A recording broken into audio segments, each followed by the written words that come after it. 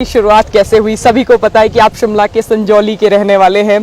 पूरे 36 वर्ष भारतीय कोस्ट गार्ड में, भारतीय तटरक्षक में अपनी सेवाएं दी। लिए विमान खरीदने का, उनकी पोत खरीदने का भी बहुत अवसर मिला। राष्ट्रपति पदक भी आपको मिला था। अखबारों में लोग टैगलाइन भी देख रहे थे कि हिमाचल प्रदेश के रहने वाले देवराज शर्मा को राष्ट्रपति पदक मिला। किसी भी पद पे काम कर रहा हो, उसके लिए जो भारतीय सेनाओं के सर्वोच्च कमांडर हैं, हमारे महामहिम राष्ट्रपति जी, उनसे पदक लेना एक बहुत ही गर्व का विषय होता है। आप मेहनत करिए, ईमानदारी से काम करिए, स्काई इज द लिमिट। आपने दीपक सानन कमेटी का जिक्र किया कि आपने उसमें भी अपना योगदान दिया था। अब प्रदेश के युवा रोजगार के लिए आपकी तरफ भी कहीं ना कहीं रुख करेंगे कि युवा तो बार बार कह रहे हैं कि भर्तियों में डिले हो रहा है, परेशानियां हमें आ रही हैं। देखिए, सरकार ने कमेटी बनाई, कमेटी ने अपना काम कर दिया। देश में जब आपका नाम आया कि हिमाचल प्रदेश लोक सेवा आयोग के आप नए सदस्य होंगे, या फिर मैं यूं कहूं नवीनतम सदस्य होंगे, कुछ लोगों ने कहा कि मुख्यमंत्री सुक्खू से आपकी करीबियां हैं, कुछ लोगों ने कहा कि जज आपके भाई हैं, इसलिए आपको लोक सेवा आयोग का सदस्य बनाया गया। अब उस जज का मेरा भाई होना वो कोई ऐसा विषय नहीं होना चाहिए कि उस मेरी क्षमताओं पे उसका वो आड़े आए। पहली बार मुख्यमंत्री से आप कब मिले थे? आई थिंक कुछ महीने पहले जी। आई थिंक हिमाचल प्रदेश लोक सेवा आयोग के नए सदस्य ने आज शपथ ली है। नए सदस्य देवराज शर्मा है। आज हम आपको देवराज शर्मा के जीवन से भी आपका परिचय करवाएंगे। आपका बहुत बहुत स्वागत है संवाद भारत में। बहुत बहुत धन्यवाद आपका।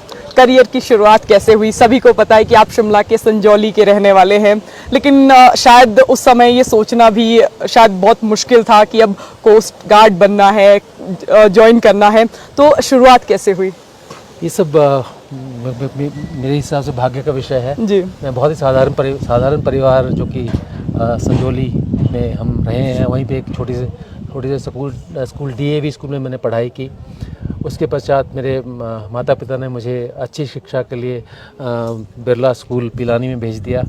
वहाँ पर अच्छा शिक्षा ग्रहण करने के बाद मैंने अपनी पढ़ाई समाप्त करने के बाद मुझे एविएशन सेक्टर में थोड़ा काम करने का मौका मिला। लेकिन शुरू से बचपन से एक वायुयानों से और वर्दी से प्रेम था, वो मुझे खींचकर भारतीय तटरक्षक की तरफ ले गया। और उसके बाद मैंने पूरे 36 वर्ष भारतीय कोस्ट गार्ड में, भारतीय तटरक्षक में अपनी सेवाएं दी। विभिन्न हर तरह के रोल में मैंने वहाँ पर सेवा दी। मैं वहाँ के जो भारतीय तटरक्षक का जो चयन योग था, वहाँ पर ही मैंने काफ़ी 10 साल तक भूमिका अदा की। मुझे भारतीय तटरक्षक के लिए विमान खरीदने का, उनकी पोत खरीदने का भी बहुत अवसर मिला।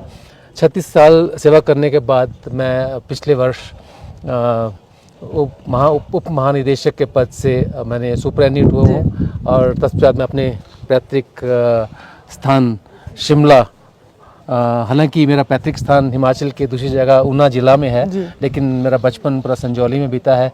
मैं वापस संजौली में अपने परिवार के साथ आ गया, और मुझे इस बात का बड़ा गर्व है। मैं धन्यवाद करता हूँ यहाँ के लोगों का कि मुझे पिछले वर्ष कुछ दीपक सानन कमेटी था, वो कमेटी जो गठित की गई थी, वहाँ पर काम करने का मौका मिला। और जैसे आपको मालूम है, आज मुझे एक बार फिर से पब्लिक सर्विस कमीशन के मेंबर के रूप में शपथ ग्रहण करने का जो मौका मिला। मैं आशा करता हूं और मुझे विश्वास है कि आप सबकी शुभकामनाओं से मैं इस कार्य को बहुत ही भली भांति कर पाऊंगा। राष्ट्रपति पदक भी आपको मिला था। अखबारों में लोग टैगलाइन भी देख रहे थे कि हिमाचल प्रदेश के रहने वाले देवराज शर्मा को राष्ट्रपति पदक मिला। राजनाथ सिंह ने आपको ये पदक भी दिया था। उस समय अनुभव कैसा था? क्या तटरक्षा के विषय को या लक्ष्य को लेकर जब हम घर से निकलते हैं, आने वाले जो युवा हैं वो भी अब आपकी तरफ रोजगार को लेकर देखेंगे, वो एक्सपीरियंस कैसा था? किसी भी सैनिक के लिए, चाहे वो किसी भी पद पे काम कर रहा हो, उसके लिए जो भारतीय सेनाओं के सर्वोच्च कमांडर हैं, हमारे महामहिम राष्ट्रपति जी, उनसे पदक लेना एक बहुत ही गर्व का विषय होता है। तो मैं भी उस वक्त, मुझे मेरे ईश्वर कृपा से, मेरे माँ बाप की कृपा से, उनके आशीर्वाद से मुझे वो भी पदक मिला, और उससे जो मोटिवेशन है वो कई गुना बढ़ जाता है, ये कहना चाहूँगा। और यही कहूँगा कि जो मेरे हमारे छोटे बच्चे हैं, स्कूल में पढ़ रहे हैं, कॉलेजेस में हैं, कि मेहनत से बड़ी कोई चीज़ नहीं है।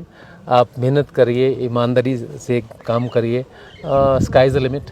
आपने दीपक सानन कमेटी का जिक्र किया कि आपने उसमें भी अपना योगदान दिया था।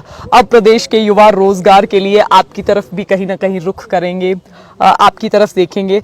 आपको क्या लगता है, दीपक सानन कमेटी जो अपनी रिपोर्ट समय समय पर सरकार को भी सौंप रही है, अब भविष्य में क्या होना चाहिए? क्योंकि युवा तो बार बार कह रहे हैं कि भर्तियों में डिले हो रहा है, परेशानियां हमें आ रही हैं। देखिए, सरकार ने कमेटी बनाई, कमेटी ने अपना काम कर दिया, बाकी सरकार अपना काम करेगी। शीघ्र ही आपको उसके रिजल्ट भी मिलेंगे।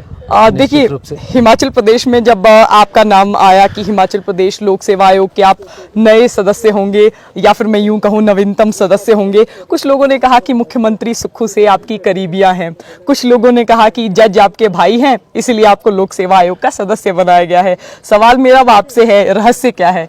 देखिए, ये अपन लोग तो कहेंगे जी। इसमें निश्चित रूप से एक जज है, मेरे भाई हैं।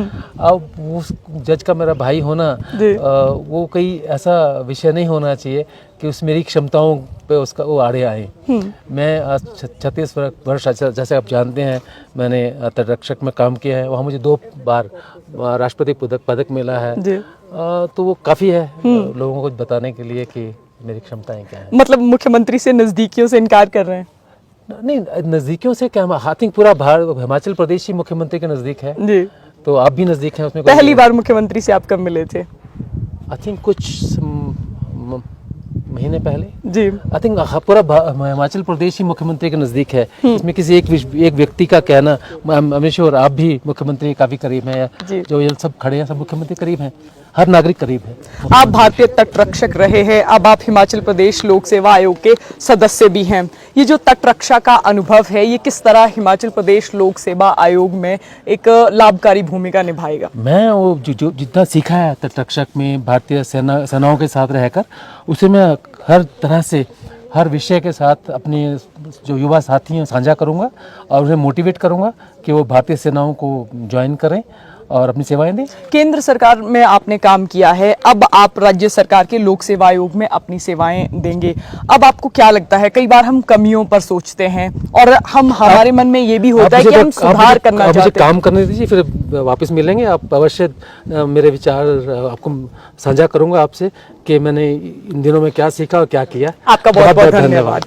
हमारे साथ हिमाचल प्रदेश लोक सेवा आयोग के नवीनतम सदस्य देवराज शर्मा थे। जैसा कि हमने आपको बताया कि भारतीय तटरक्षक भी रह चुके हैं और अब हिमाचल प्रदेश लोक सेवा आयोग में एक सदस्य के तौर पर अपनी सेवाएं देंगे। फिलहाल अब काम किस तरह का रहेगा, ये देवराज जी ने भी बताया कि समय आने पर आपको भी पता चलेगा। तो फिलहाल संवाद भारत में अभी के लिए बस इतना ही। नमस्कार।